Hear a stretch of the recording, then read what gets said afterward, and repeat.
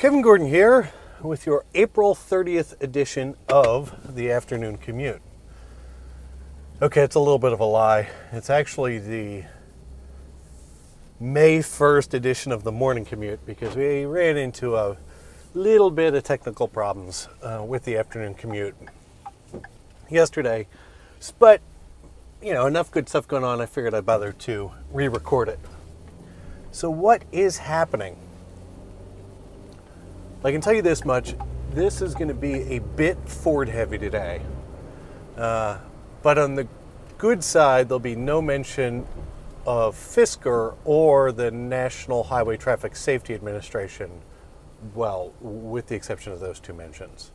Also today, you get a yuck moment. So before I jump on the Ford line of items, I wanted to start out with something that came out quite a while ago now from a news perspective, but I don't really think got an appropriate level of coverage. And that is the 1LE package for the Chevrolet Camaro, specifically the 1LE package that's only available on the 1SS and 2SS models of the Chevrolet Camaro. What is that? Well, that appears to be the Camaro's true setup to compete with the Ford Mustang Boss 302. And what it is it consists of some suspension tuning, stickier tires, new dampers.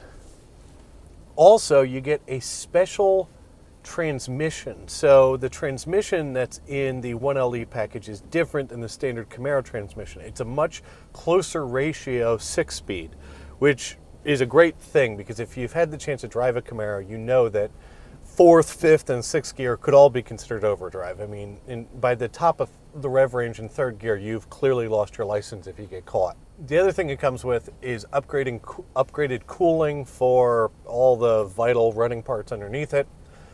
You get all of this for under $40,000, and Chevrolet's promising 1G cornering for under 40 Gs, which is really an impressive thing if it manages to work, especially in something as heavy as the Camaro. So I know I've been rough on the Camaro due to its questionable ergonomics, we'll call them. But there's something I'm really excited to drive, in some ways even more than the ZL1. Oh man, I think I got that wrong. That's going to make somebody angry.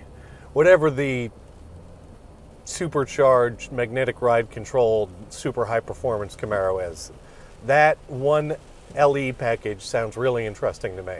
Speaking of pony cars, a few days ago, the official numbers came out for the 2013 GT500. It makes 662 horsepower and 630 some foot-pounds of torque, making it the most powerful V8 engine in the world. It does all of that too by without incurring the gas guzzler tax. So while I was just nice to the Camaro, I do have to point out that the ZL1, which I think is what that package is called, at least the model number is for that one. The ZL1 makes less horsepower, has a larger displacement engine, and doesn't quite get the fuel economy of the new GT500. So I was thinking about this. 662 horsepower in something that's going to be $50,000 or $55,000. You know, what is that? Well, I went back to people who fly planes, and I have a friend whose parents have what they called the Doctor Killer. The Doctor Killer, also known as the Beechcraft Bonanza, a plane that's been made since, I think, 1950. Well, they made a version of it called the V-35, and that was known as either a V-tailed or a fork-tailed plane because it didn't have the standard, horizontal and vertical tail members. It had a V, and it was a very high performance plane for what it was, and as a result, a lot of well-to-do professionals that have the letters MD somewhere in their title went out and bought one. also killed a lot of them. So how does that relate to the Mustang? Well, I think before I drive one, and before really anybody's driven one, I think we should officially start calling the 2013 GT500 the mullet killer. If I had the disposable income to go buy one, and if I had the disposable income, I probably would. I would have to go get vanity license plates, which I typically despise, and get them lettered, you know, MLT KLR for mullet killer. That thing is going to be destructive to a lot of people out there.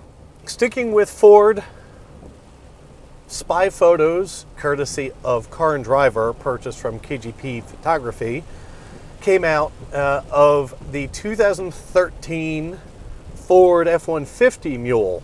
And if you haven't noticed, we're back in the long-term test EcoBoost F-150, and I couldn't be happier to be back. Oh, I know it's important to be impartial, but I love this truck. What do the 2013 Ford F-150 spy photos tell us?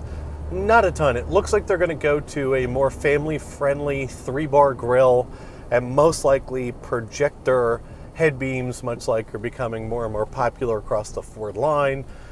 Don't expect drivetrains to change much.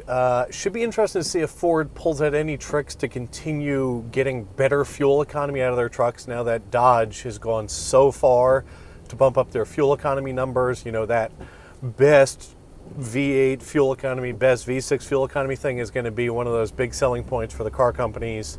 So expect to see some work there. I would love to see Ford do something with the suspension of the F-150, although I highly doubt it because I don't think the frame is all that well set up for it, but we shall see. Expect to see the production or close to production version launched at the Los Angeles Auto Show at the end of this year. Ford item number 3 for the day. The Focus ST, the hot hatchback Focus, the turbocharged EcoBoost Focus, is going to be out late this year. Well, the folks at FocusSTNation.com supposedly have a leaked buy sheet for it, which was then recovered by Jalopnik, which is where I saw it, so give credit where credit's due. And with destination, it's supposed to be out the door for $24,495, which undercuts the GTI and the Mazda Speed 3, and I believe the Mini Cooper S, although I could be wrong on that one, so don't quote me there. But I know it's less expensive than the GTI and the Mazda Speed 3. So that's going to be a really interesting new set of cars out. You know, the turbocharged front-wheel drive, sporty, practical hatchbacks are really getting to be exciting and finally making their way across the Atlantic. And now for your yuck moment of the day. Here it is. That is not new if you paid attention to the Geneva Auto Show. What it is, and I may be slaughtering this from a pronunciation perspective, I believe it's the Bertone, or Bertone, depending on which language you're speaking, Nuccio, or sorry, there's Nuccio, it's Nuccio. I'm sure somebody in the comments will correct me on how to say that, and I appreciate it. That is 15,000 hours to create something built on top of a Ferrari F30, it actually has running gear underneath it, as a prototype, basically to build a car that they had 14 of on the movie set for Total Recall. Right, that's all fine. Well, a Chinese, I believe, collector has decided to pay, I think, more than $15 million to buy this thing. He was so enamored with it when he saw it at the show and in pictures. So there's the afternoon commute for the end of April and really coming to you from the morning of the beginning of May. I'm Kevin Gordon from AutoSavant.com, and I look forward to talking to you guys soon.